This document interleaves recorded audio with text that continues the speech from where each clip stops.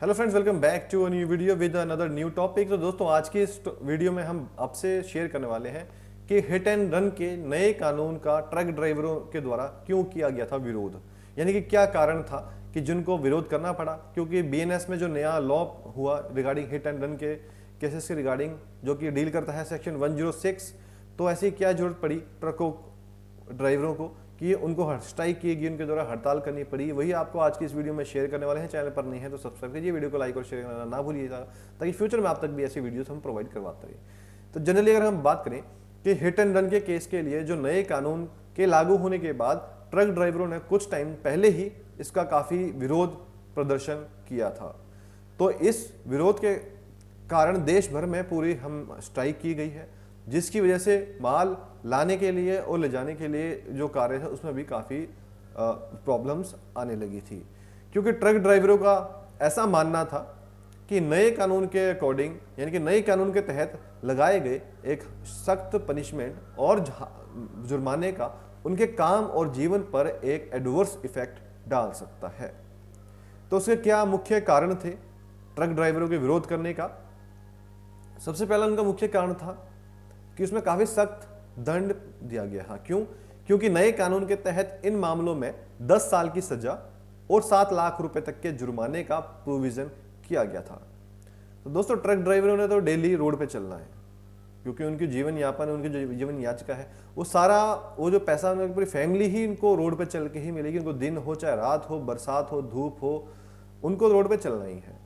और जब उन्होंने देखा कि उनके लिए इतना हार्ड प्रोविजन बना दिया गया कि अगर नए कानून के तहत उनको 10 साल की सजा होगी, 7 लाख रुपए तक जुर्माना लग सकता है, तो उनकी तो नॉर्मली इतनी इनकम ही नहीं है कि जितना वो उसको भरपाई कर सके।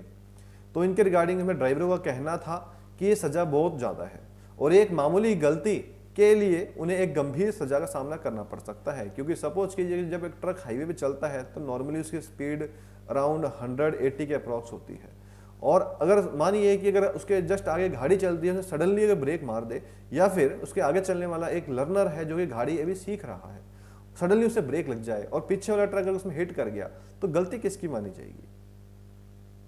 क्योंकि ट्रक ड्राइवर को तो रोड पे चलना पड़ेगा। तो गलती इस केस में उनको एक हैवी जुर्माना पनिशमेंट मिल सकता है। तो यही वो अपनी जगह भी इस राइट को लेके बिल्कुल सही थे, और इसमें उनको झूठे आरोपों का भी काफी खतरा था। क्यों? क्योंकि ड्राइवरों का यह मानना था कि इस नए कानून के तहत उन्हें एक फॉल्स ब्लेम का सामना, यानी कि झूठे आरोपों का सामना करना पड़ सकता है। अगर कोई भी व्यक्ति किसी भी एक्सीडेंट में शामिल होता है और उसके खिलाफ हिट एंड रन का अगर कारण ब्लेम लगता है, तो ड्राइवर को अपने बचाव के लिए काफी मुश्किलों का सामना करना पड़ेगा। उसको अपना रोजगार छोड़ के कोर्ट के चक्कर काटने पड़ेंगे।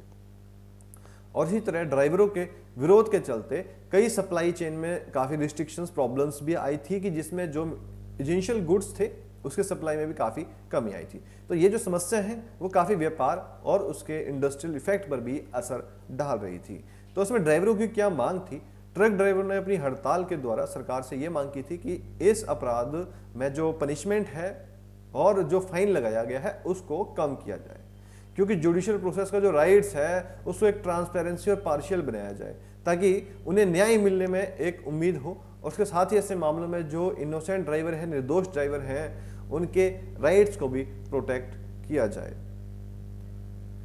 अब जनरली हिट एंड रन के केसेस में इंश्योरेंस कंपनीज की का भी एक काफ़ी इंपॉर्टेंट रोल होता है। और वो कैसे होता है? क्योंकि जब भी कोई एक्सीडेंट अकर होता है तो उसके बाद जो विक्टिम्स की हेल्प है वो कौन करेगा? हम अपनी गाड़ी को इंश्योरेंस करवाते हैं, किस लिए करवाते हैं? इसीलिए ताकि इंश्योरेंस कंपनी उसको हम प्रोटेक्ट कर सके, जब भी नीड हो तो वहाँ से पैसा उसको क्लेम कर सके। तो बीमा कंपनियों का भी अब इस न्यू लॉ के अकॉर्डिंग ये सुनिश्चित करना पड़ेगा कि ऐसे मामलों में घायल हुए पीड़ितों के उपचार के लिए और उनके नुकसान की भरपाई करे। और इसका मतलब है कि बीमा कंपनी जो है वो जल्द से जल्द मुआवजे का देने का डिसीजन ले, ताकि जो एग्रीड पार्टी है उसको किसी भी इकोनॉमिक प्रॉब्लम से, आर्थिक समस्या को सामना ना करना पड़े।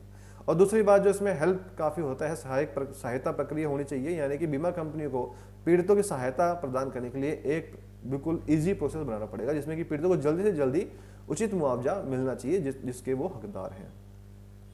अब अगर हम बात करें कि हिट एंड रन के केसेस में मौके पर अगर सहायता नहीं करेंगे तो आपको भी इसमें जुर्माना भुगतना पड़ सकता है। सपोज कि एक्सीडेंट करके भागने के मामले के नए कानून में वहाँ पे मौके पर सहायता देना के प्रावधान भी जोड़ा गया है। यानी कि इसका मतलब है कि जब भी अगर कोई व्यक्ति उस अपराध की घटना में घायल होता है तो वहां पे जो मौजूद लोग होंगे उस व्यक्ति की वीडियो फोटो बनाने के बजाय उसकी सहायता करना एक कंपलसरी कर गया है। यानी कि अगर कोई व्यक्ति एक्सीडेंट के पीड़ित की मदद नहीं करता है तो उसे दंडित पनिश किया जाएगा, और ये जो दंड है वो जुर्माने या और कानूनी कार्रवाई के रूप में भी हो सकता है। यानी कि इस प्रकार का ये जो कानून है ये कंफर्म करता है कि लोग ना केवल घटना को देखकर भागें या वहाँ का तमाशा देखें या फिर उसका एक इशू खड़ा करें भीड़ इकट्ठी करके, बल्कि अपनी एक जिम्मेदारी निभाएं ताकि इस तरीके के हिट एंड रन के केसेस में काफ़ी कम किया जा सके। क्योंकि लॉ में, कानून में उन्होंने अपना एक नया कानून को, सजा को बढ़ा के सुनिश्चित कर दिया है आपकी सेफ्टी के, लेकिन एक आपकी एज ए नॉर्मल जनता होने के नाते भी आपकी ड्यूटी बनती है